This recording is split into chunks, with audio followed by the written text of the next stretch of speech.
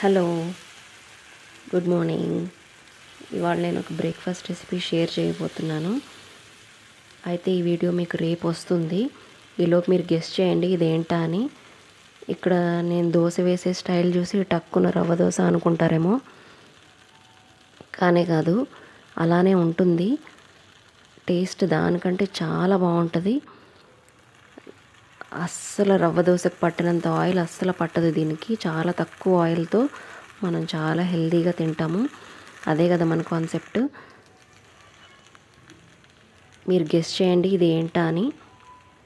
చూద్దాం ఎంతమంది కరెక్ట్గా చెప్తారో.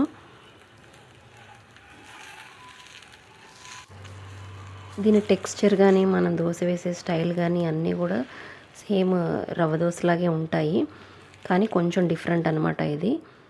ఓకే, గెస్ చేయండి. Stay tune. బాయ్.